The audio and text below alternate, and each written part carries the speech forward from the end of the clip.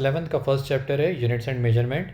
इसको स्टार्ट करते हैं। ये टॉपिक जो है क्लास 11th में, इसमें सिर्फ न्यूमेरिकल्स हैं। थ्योरी बस नाम मात्र के लिए, बहुत ही कम थ्योरी है। एकदम स्टार्टिंग से बताते जा रहा हूँ, जो जो इंपॉर्टेंट चीज़ें हैं उनके आप नोट्स बनाते जाओ, तो शुरू से ये टॉपिक क्लियर होते जाएगा। जहाँ जहाँ न्यूमेरिकल्स आएंगे और न्यूमेरिकल्स की अलग से शीट्स दूंगा, जिसमें ये चैप्टर पूरा की पूरा कंप्लीट हो जाएगा। स्टार्ट करते हैं। इसमें सबसे पहले मैटर के बारे में बताया है कि मैटर दो तरह का होता है। एक होता है जिसका हम लोग मैटर को क्लासिफाई करते हैं तो फिज़िकल क्लासिफिकेशन में, और दूसरा होता है केमिकल क्लासिफिकेशन मैटर का। फिज़िकल क्लासिफिकेशन वाले मैटर को आप तीन पार्ट में बांट सकते हो, सॉलिड्स, लिक्विड्स और गैसेस, है ना। सॉलिड, लिक्विड, गैसेस ये बचपन से पढ़ते आ रहे हैं। केमिकल क्लासिफिकेशन के अंदर मैटर को हम लोग दो पार्ट में बांट सकते हैं, प्योर सब्सटेंस और मिक्सचर। प्योर सब्सटेंस और मिक्सचर दोनों ही केमिकल क्लासीफाई करते हैं मैटर को। प्योर सब्सटेंसेस को भी दो टुकड़ों में बांट सकते हो आप, एलिमेंट्स और कंपाउंड्स। और कंपाउंड्स का फिर से हम लोग स्प्लिट कर देते हैं दो पार्ट में, इनऑर्गेनिक कंपाउंड और ऑर्गेनिक कंपाउंड। तो ये हो गया हमारे क्लासिफिकेशन का पहला वाला हिस्सा। मिक्सचर को दो पार्ट में बांटेंगे हम लोग, होमोजेनियस मिक्सचर और हेट्रोजेनियस मिक्सचर। ये बचपन से ही आप लोगों ने ये सब सुना होगा, तो आप इस टेबल को बना लेना जो दिख रहा है, तो पूरा की पूरा क्लासिफिकेशन एटलीस्ट मैटर का हो जाएगा कि मैटर को हम लोग को किस तरह से शो करना है। इनकी डेफिनेशंस मैं नहीं दे रहा हूँ, ये डेफिनेशंस आपको, मेरे को मालूम है आप लोगों ने बहुत पहले से सुनी हुई हैं, ये आती भी नहीं है, बस ये ऐसे ही इंपॉर्टेंट एक टॉपिक था वो बता रहा हूँ। सबसे फर्स्ट चीज़ जो आएगी यहाँ पर, 7 बेस एसआई यूनिट्स हैं, जिनके बेसिस पे फिज़िक्स में और केमिस्ट्री में पूरे की पूरे यूनिट्स जितने भी रहते हैं क्वांटिटीज़ के, उनको हम लोग मेजर करते हैं। तो बेस एसआई यूनिट बोलते हैं। दो डिराइव्ड यूनिट्स हैं, वो बाद में बताऊंगा। तो जो 7 बेस एसआई यूनिट्स हैं उसमें सबसे पहला है लेंथ, जिसका है मीटर, सिंबल है M, mass kilogram, KG, time second, S, thermodynamic temperature का केल्विन, के, इलेक्ट्रिक करंट का एम्पियर, ए, ल्यूमिनस इंटेंसिटी का कैंडिला, सी डी से रिप्रेजेंट करोगे उसको, और अमाउंट ऑफ सब्सटेंस का है मोल, जिसको हम रिप्रेजेंट करेंगे MOL से। तो ये 7 बेस एसआई यूनिट हैं, इनके आप नोट्स बना लो, इनको याद रखना है। इसी के बेसिस पे हम लोग पूरे के पूरे टॉपिक्स कंप्लीट करेंगे। अब आता है first topic, accuracy and precision. अब ये एक्यूरेसी एंड प्रिसीशन क्या है? ये थ्योरी से रिलेटेड टॉपिक है। इस पर एक न्यूमेरिकल आता है 3 मार्क का, हर पेपर में, हर स्कूल में क्लास 11th में आता है। तो बहुत ध्यान से देखो इसको और इसके नोट्स बना लो, बहुत इंपॉर्टेंट है। देखो जैसे क्या होता है, अगर मीन वैल्यू क्लोज है ट्रू वैल्यू के, मैं इसका मतलब समझा रहा हूँ पहले, फिर इसका एक एग्जांपल दूंगा। अगर मीन वैल्यू कौन सी जो आपने निकाली, मान लो मैंने आपको एक एक्सपेरिमेंट दिया जिसकी बहुत सारी वैल्यूज़ दी, उनका आपने एक्सपेरिमेंट किया, बहुत सारे आपके आंसर्स आए, और उन आंसर्स का जो आपने मीन निकाला उसको हम बोलेंगे मीन वैल्यू। और ट्रू वैल्यू वो है जो क्वेश्चन का एक्चुअल आंसर है, ठीक है। अगर आपकी मीन वैल्यू क्लोज है ट्रू वैल्यू के, तो हम बोलेंगे measurement is said to be accurate. हम क्या बोलेंगे कि मेजरमेंट एक्यूरेट है। और अगर मान लो दो वैल्यूज़ क्लोज हैं एक में के, जरूरी नहीं है एक्यूरेट हो वो, तो हम ऐसी वैल्यूज़ को बोलते हैं प्रिसाइज। फॉर एग्जांपल, जैसे मैं पहले आप लोगों को एक एग्जांपल बता रहा हूँ। जैसे मान लो एक ट्रू वैल्यू है किसी भी सब्सटेंस की, समझ लो 10 मिलीग्राम है, ठीक है, ये है उसकी ट्रू वैल्यू, एक्चुअल वैल्यू है। और किसी स्टूडेंट ए ने दो एक्सपेरिमेंट किया, 2 से 3, और उसका आंसर आया, मान लो पहला आंसर आया 8, दूसरा आंसर आया 8.5। हम क्या बोलेंगे, ये दोनों वैल्यूज़ देखो एकदम आसपास हैं एक में एक के, क्लोज हैं, तो हम बोलेंगे ये दोनों वैल्यूज़ प्रिसाइज हैं। क्या हैं? प्रिसाइज हैं, प्रिसीशन इनका अच्छा है, बहुत नज़दीक हैं एक में के। लेकिन ये ट्रू वैल्यू के आसपास हैं क्या? नहीं है। तो ये एक्यूरेट हैं क्या? तो हम लोग कहेंगे इसको कि एक्यूरेट नहीं है। मान लो वैसे ही स्टूडेंट बी है कोई, ठीक है, स्टूडेंट बी पकड़ लो, उसकी दो वैल्यूज़ निकाला उसने, पहली वैल्यू निकाला 10.1 और दूसरी वैल्यू निकाला उसने 9.9। तो हम क्या कहेंगे इसको कि इसकी वैल्यूज़ एक्यूरेट भी हैं, क्योंकि इसका जो मीन है वो 10 ही आ रहा है, और दूसरा प्रिसाइज भी हैं। क्यों प्रिसाइज क्यों है? क्योंकि इनका आंसर जो है, ये दोनों वैल्यूज़ जो हैं एक में के क्लोज हैं। तो प्रिसाइज और एक्यूरेट का ये फ़र्क होता है। देखो यहाँ पर प्रिसाइज थी ये दोनों वैल्यूज़, एक में के बहुत नज़दीक थी, लेकिन ट्रू आंसर से बहुत दूर थी, एक्यूरेट नहीं थी। तो प्रिसाइज होने का मतलब ये नहीं होता कि आपका आंसर राइट है। प्रिसाइज होने का मतलब ये होता है कि आपने जो भी आंसर निकाला था वो वैल्यूज़ एकदम एक में के नज़दीक थी, बहुत क्लोज थी। तो प्रिसाइज की डेफिनेशन क्या हो गई? Refers to how closely two और more measurement are with one another. जरूरी नहीं कि वो मेजरमेंट राइट हो, वो मेजरमेंट रॉन्ग भी हो सकती है। अब जैसे फर्स्ट एग्जाम्पल लेते हैं, फर्स्ट एग्जाम्पल से क्लियर हो जाएगा। रिजल्ट ऑब्टेन्ड बाय 4 स्टूडेंट्स, ये स्टूडेंट्स हैं 4, है ना। उन्होंने रिजल्ट ऑब्टेन किया, percentage of iron in sample है, कोई सैंपल था उसमें आयरन का परसेंटेज निकालना था और एक्चुअल आंसर था 20.50। ध्यान से देखते जाओ, स्टूडेंट ए ने जो आंसर निकाले 4 निकाले 20.50, 48, 52, 550, उसका मीन निकला 20.50। और देखो इन वैल्यूज़ का जो फ़र्क है, जो कम वैल्यू है 20.48 वो मीन से 2 कम है और 0.52 मीन से 2 ज़्यादा है, तो डिविएशन कितना है, प्लस 0.02 का डिविएशन है इसका। ये वैल्यूज़ का मीन भी 20.50 आया, ट्रू वैल्यू भी 20.50 है, और ये वैल्यूज़ एक में एक से बहुत नज़दीक भी हैं, आपस में बहुत नज़दीक हैं। तो हम लोग क्या कहेंगे कि student A has good precision and good accuracy. इसका प्रिसिशन भी बहुत अच्छा था और इसकी एक्यूरेसी भी बहुत अच्छी थी। प्रिसिशन क्यों अच्छा था, क्योंकि ये वैल्यूज़ देखो एक में के बहुत क्लोज है। और एक्यूरेट क्यों था, क्योंकि ये मीन वैल्यू के बहुत नज़दीक है, एकदम सेम ही है मीन वैल्यू से। स्टूडेंट बी का देखो आंसर 20.75, 65, 40, 30। तो देखो जो डिविएशन है वो तो प्लस 0.24 का है, क्यों, मीन आ रहा है इसका 20.53, बहुत नज़दीक है, एक्यूरेट है, मान सकते हैं। लेकिन देखो इसकी जो वैल्यूज़ हैं, एक वैल्यू 20.30 तक कम है और एक वैल्यू 20.75 तक ज़्यादा है, यानी डिफरेंस बहुत ज़्यादा है। तो हम क्या बोलेंगे, इसका प्रिसिशन लो है लेकिन है गुड एक्यूरेसी। तो ये एग्जाम्पल आपको बना के देना पड़ेगा। तो इसमें हम लोग क्या कहेंगे, लो प्रिसिशन है बट गुड एक्यूरेसी का कोई ऑप्शन है ये वाला। स्टूडेंट सी को देखो, इसकी जो 4 वैल्यूज़ हैं 20.20, 0.25, 0.15, 0.15, ये चारों वैल्यूज़ आपस में एक में के बहुत नज़दीक हैं, लेकिन इसका मीन हमारी ट्रू वैल्यू से बहुत दूर है। ट्रू वैल्यू कितनी है 20.50 और इसका मीन कितना आया 20.18। तो ये एक्यूरेट तो नहीं है, वेरी लो एक्यूरेसी है, लेकिन गुड प्रिसिशन है, क्योंकि ये जो चारों वैल्यूज़ आ रही हैं आपकी, ये चारों वैल्यूज़ बहुत एक में से नज़दीक हैं, have good precision and poor accuracy हम लोग बोलेंगे इसका आंसर में। फोर्थ आंसर को देखो 20.20, फिर 40, फिर सीधा 20, फिर 0.70। तो वैल्यूज़ में डिविएशन बहुत ज़्यादा है, 0.38 का डिविएशन है और एक्यूरेट भी नहीं है, ये 20.32 इसका मीन निकल रहा है। तो ये पुअर प्रिसिशन है, पुअर एक्यूरेसी का आंसर है, ऑप्शन है। तो ये फोर्थ वाला आंसर ये हो गया। ये क्वेश्चन आप जरूर कर लेना, इसको नोट डाउन। ये क्वेश्चन कंफर्म आ रहा है पेपरों में, जैसे ही आपके स्कूल का एग्ज़ाम शुरू होगा। ये 3 मार्क का क्वेश्चन है, ये बहुत इंपॉर्टेंट क्वेश्चन है, इसलिए इसकी तैयारी बिल्कुल कर लेना।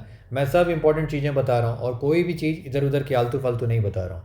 अब देखो साइंटिफिक नोटेशन के अंदर, साइंटिफिक नोटेशन लिखने के लिए आएगा आप लोगों को और पूछेगा हर आंसर को, हर क्वेश्चन को साइंटिफिक नोटेशन में लिखो। साइंटिफिक नोटेशन का देखो बेसिक फार्मूला होता है n×10⁻n वाला, ये जो फार्मूला दिया हुआ है। अब इस फार्मूले का देखो मीनिंग क्या होता है, एक सेकंड में बता रहा हूँ, ये पेन का वो चेंज कर दो। 9×10⁻n का जो है, जैसे मान लो इसमें अगर आप डेसिमल प्लेस को लेफ्ट में मूव करोगे तो ये फार्मूला याद रखना, आपको प्लस साइन लगाना है, और डेसिमल प्लेस को राइट में मूव करोगे तो याद रखना माइनस साइन लगाना, बस इतना याद रखना। इसका यूज़ कैसे करना है वो मैं बताता हूँ, और साइंटिफिक नोटेशन का मतलब क्या होता है ये बताता हूँ। जैसे मान लो 5100 लिखा हुआ है, इसको आपको साइंटिफिक नोटेशन में लिखना है, तो हम इसको लिख देंगे 5.100, 3 0 अगर आपने लेफ्ट में किए, इंटू 10⁻3। ये हो गया आपका साइंटिफिक नोटेशन। साइंटिफिक नोटेशन में किसी भी चीज़ को आप ऐसे लिखोगे 5.100 इंटू 10⁻3, तो ये हो गया साइंटिफिक नोटेशन, है ना। n×10⁻n के फॉर्म में हमें लिखना है किसी भी चीज़ को, तो ये कहलाता है साइंटिफिक नोटेशन। फॉर्मूला याद रखना, लेफ्ट में मूव करोगे तो प्लस, राइट में मूव करोगे तो माइनस। कैसे यूज़ करना है वो बता रहा हूँ। जैसे देखो ये फर्स्ट वाला क्वेश्चन एडिशन एंड सब्ट्रैक्शन का, ये बहुत इंपॉर्टेंट क्वेश्चन है, ये एग्जाम में आएंगे आपको। जैसे देखो फर्स्ट वाला 7.335 इंटू 10⁻4 दिया है, दूसरा दिया 6.5 इंटू 10⁻3। अब बेसिकली इन क्वेश्चन में हमें करना क्या है, हमें ये 10⁻4 या 10⁻3 ये जो दिया हुआ है, इसको हम लोग को सेम कर लेना, या तो 10⁻4 कर लो दोनों तरफ या 10⁻3 कर लो दोनों तरफ, ठीक है। मैं फिर से समझा रहा हूँ, ध्यान से देखो, मैंने क्या कहा, या तो आप इन दोनों को 10⁻4 10⁻3 को सेम कर लो, 10⁻3 कर दो दोनों तरफ, या दोनों तरफ 10⁻4 कर दो। ऐसा करने से क्या फ़ायदा होगा, उसके बाद आप कॉमन निकाल सकते हो, 10⁻4 को कॉमन निकाल लेना और जो ब्रैकेट में बचेगा उसको हम ऐड कर देंगे। कैसे करेंगे? देखो, अगर इसको 10⁻³ बनाते हैं, मान लो इसको मैं 10⁻³ बनाना चाहता हूँ, तो फॉर्मूला क्या है मेरे को? अगर मेरे को एक नंबर, मान लो मैं राइट की तरफ मूव करूँगा, ये देखो ये 7.3 था ना, मैंने राइट की तरफ मूव किया, यहाँ से यहाँ मूव किया, एक नंबर, एक डेसिमल प्लेस, तो 73.35 हो गया ये। तो मैं अगर राइट की तरफ मूव करूँगा तो माइनस है, इसलिए 4 का क्या हो गया? 10⁻³ हो गया। देखो यहाँ फॉर्मूला क्या था, मेरा फॉर्मूला था ना, अगर राइट की तरफ मूव कर रहे हो तो माइनस साइन है। तो हम क्या करेंगे, मैंने राइट की तरफ मूव किया, यहाँ पर 7.3 से मैं इधर शिफ्ट किया, 7.335 इस तरफ बीच में आया, तो मैंने यहाँ पर क्या कर दूंगा? 10⁻³ कर दूंगा। 6.52 का एज इट इज़ छोड़ दूंगा, इंटू 10⁻³ वैसे ही रहने दिए। अब 10⁻³ को कॉमन लो, 73.35 प्लस 6.52 को ऐड कर दो, ऐड करोगे तो क्या आंसर आएगा? 79.87 इंटू 10⁻³। तो ये एक तरीका हो गया आपका आंसर लाने का। अगर ये आंसर आपको नहीं समझ में आ रहा था तो दूसरा तरीका क्या था? 77.335 जो था, इसको ऐसे ही रहने देते, इसको हम लोग क्या कर देते? मूव कर देते किधर? लेफ्ट की तरफ। तो ये 0.652 इंटू 10⁻⁴ हो जाता। क्या हो जाता? 0.652 इंटू 10⁻⁴। मैं अगर इसको लेफ्ट की तरफ मूव करता तो ये क्या हो जाता? 0.652 हो जाता।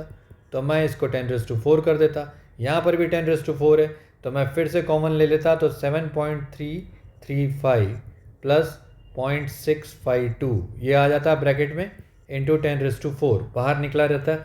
इसको ऐड करते तो कितना आ रहा था? इसको ऐड करते तो आता कितना? 7.335 और 0.652 ऐड करो, 7.987 आ रहा है ना, 7.987।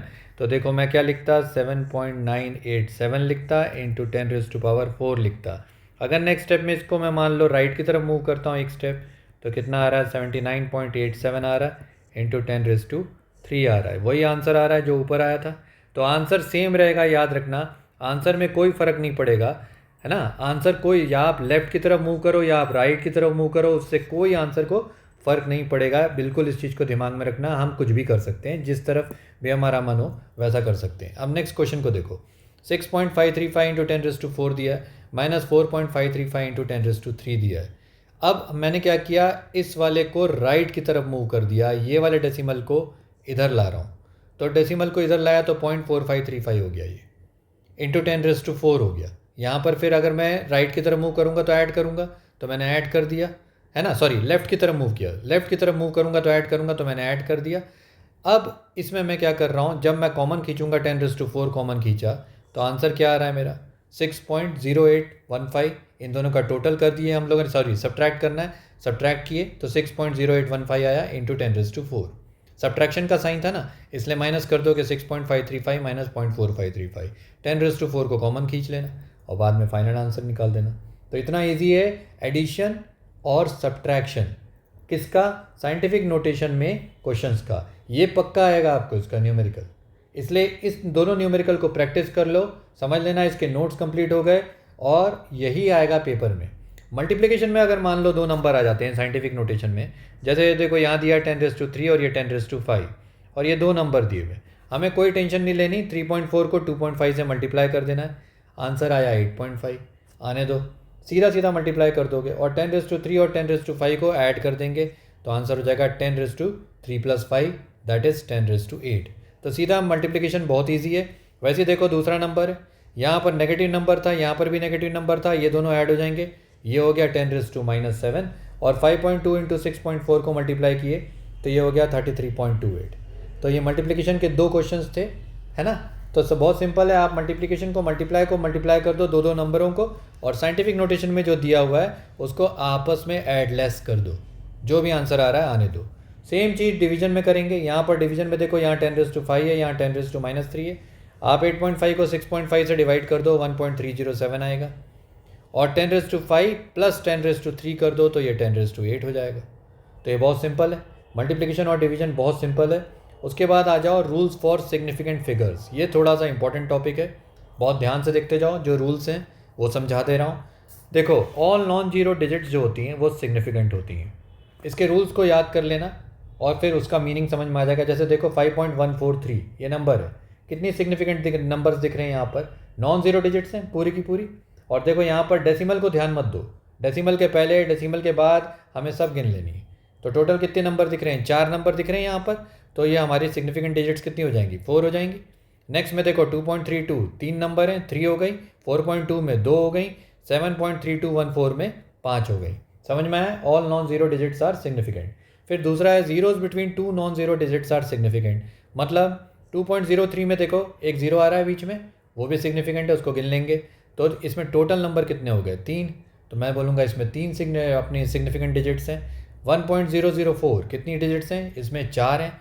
3.0074 5 दिख रही है हमें, तो 5 सिग्निफिकेंट डिजिट्स हैं। मतलब ये दो नॉन ज़ीरो डिजिट्स के बीच में अगर ज़ीरो आते हैं तो वो भी सिग्निफिकेंट हो जाते हैं। ठीक है, ये क्लियर हुआ। फिर देखो zeros preceding to the first non zero number are not significant. मतलब क्या? लेफ्ट में अगर ज़ीरो आ रहा है तो वो सिग्निफिकेंट नहीं है, उसको आप छोड़ दोगे। तो 0.123 है, उसमें सिर्फ 3 डिजिट्स हैं सिग्निफिकेंट। इसमें देखो 0.0071 है, 0 डेसिमल के पहले भी है, 0 डेसिमल के बाद भी है। इसको इग्नोर करके चलेंगे। 71 में हम सिर्फ बोलेंगे दो प्लेसेस हैं जो सिग्निफिकेंट हैं, और थर्ड वाले नंबर में सिर्फ एक है जो सिग्निफिकेंट है। क्लियर हो रहा है? इसके नोट्स बनाते चलो, आप तब जाके इसमें नहीं फंसोगे और पूरे क्वेश्चंस बनेंगे। फिर देखो all zeros place to the end या to the right of the significant number, उनको हम लोग लेंगे, वो सिग्निफिकेंट होती हैं। जैसे देखो यहाँ पर 0.00300 लिखा है, तो देखो 3 के बाद 2 ज़ीरो है ना, ये 2 ज़ीरो, ये सब सिग्निफिकेंट है। तो टोटल सिग्निफिकेंट नंबर कितने हो गए? 3 हो गए। 123.0 टोटल सिग्निफिकेंट नंबर कितने हो गए? ये पूरे के पूरे गिन लेंगे, 4 हो गए। 123.00 में 5 हो गए, और 123.000 में 6 हो गए। क्लियर हो गया? इसको ऐसे गिनते हैं सिग्निफिकेंट नंबर्स, राइट में गिनना है, लेफ्ट वालों को छोड़ देना है। ये क्लियर याद रखना। अब exponent number and significant figures, अब ये सबसे इंपॉर्टेंट पार्ट है इन साइंटिफिक नोटेशन में। देखो the number of significant figures in this number is 2, जैसे 2.4 दिया है ना। तो ये एक्सपोनेंट नोटेशन जो है ना, इसको आप इग्नोर कर देना। यहाँ पर आप कुछ भी लिख दो, 10⁻⁻5 -10 जो भी आ रहा हो आपका। जो सिग्निफिकेंट नंबर्स हैं हमको सिर्फ ये नंबर के अंदर गिनने हैं, जो नंबर दिया हुआ है। हम क्या बोलेंगे? इसमें कितने डिजिट्स हैं सिग्निफिकेंट? 2 हैं। अब दूसरे वाले नंबर पे देखो 6.023 × 10⁻23 कितने सिग्निफिकेंट नंबर्स हैं? 4 नंबर हैं। तीसरे वाले नंबर में देखो 3 सिग्निफिकेंट नंबर हैं 5.00 में। कितने नंबर हैं? 3। अब ये सबसे इंपॉर्टेंट है। जैसे देखो ये 5000 नंबर था मान लो, है ना, और 5000 में अगर आप ध्यान से देखो तो कितने सिग्निफिकेंट फिगर्स हैं? 4 होते हैं सिग्निफिकेंट फिगर्स। अगर मैं आपको ये बोलूँ, सबसे इंपॉर्टेंट चीज़ है जो बता रहा हूँ, कि 5000 को लिखना है आपको 2 सिग्निफिकेंट फिगर्स में, तो आप फंस जाओगे। अगर मैं बोलूँगा 5000 को 2 सिग्निफिकेंट फिगर्स में लिखना है, तो आप क्या करोगे? 50 के बाद 0 लगा दोगे क्या? ये भी सिग्निफिकेंट है राइट वाले, तो ये भी 4 डिजिट्स हैं सिग्निफिकेंट, तो ये गलत हो गया, ऐसा नहीं कर सकते आप। और इसकी वैल्यू भी चेंज हो गई है, 5000 की जगह सिर्फ 50 हो गया। तो मैं कुछ कर ही नहीं सकता। अगर मैं 5000 ऐसा लिखूँ और ये 2 ज़ीरो कर दूँ, तो इसमें तो 6 नंबर हो गए जो सिग्निफिकेंट नंबर्स हैं। तो मैं तो 5000 की तो वैल्यू को इंटैक्ट रखना है मेरे को, और नंबर ऑफ सिग्निफिकेंट फिगर्स कितने आने? 2 आने। कैसी बात हुई है? 2 नंबर यानी 2 सिग्निफिकेंट फिगर्स में मेरे को दिखाना है। तो मैं क्या दिखाऊंगा? मैं दिखाऊंगा 5.0 लिखूंगा इंटू 10⁻³ लिख दूंगा। अब 5 को अगर 10⁻³ से मल्टीप्लाई करोगे तो कितना हो जाएगा? 5000 हो जाएगा। करके देखो इसको, ये 5000 हो रहा है, और यहाँ पर नंबर ऑफ सिग्निफिकेंट फिगर्स कितने हैं? 2। ये क्वेश्चन कंफर्म आएगा आपको पेपर में। 5000 को मैंने यहाँ पर दिखा रहा था 3 सिग्निफिकेंट फिगर्स में, तो देखो 5.00 लिखा इंटू 10⁻³ लिख दिया। ये 3 गिनूंगा मैं इनको, ये सिग्निफिकेंट फिगर्स हैं, और अगर मैं इनको मल्टीप्लाई कर दूंगा 1000 से तो कितना नंबर आएगा? 5 × 1000 5000 आएगा। तो वैल्यू वही 5000 हुई, जो वैल्यू है वो उतनी की उतनी ही है। सिग्निफिकेंट फिगर्स मैं अपने हिसाब से कम ज़्यादा कर सकता हूँ। ये फ़ायदा साइंटिफिक नोटेशन में ही मिलेगा आपको, और कहीं नहीं मिलेगा। तो साइंटिफिक नोटेशन में ये एडवांटेज है। तो मेरे को अगर इसको 2 सिग्निफिकेंट फिगर्स में 5000 को दिखाना है, तो मैं उसको ऐसे लिख दूंगा 5.0 × 10⁻³ मेरे ख्याल से यहाँ तक समझ में आ गया होगा। नेक्स्ट इसमें मैं इसके आगे कराता हूँ आपको नेक्स्ट पार्ट में। ठीक है, बाय।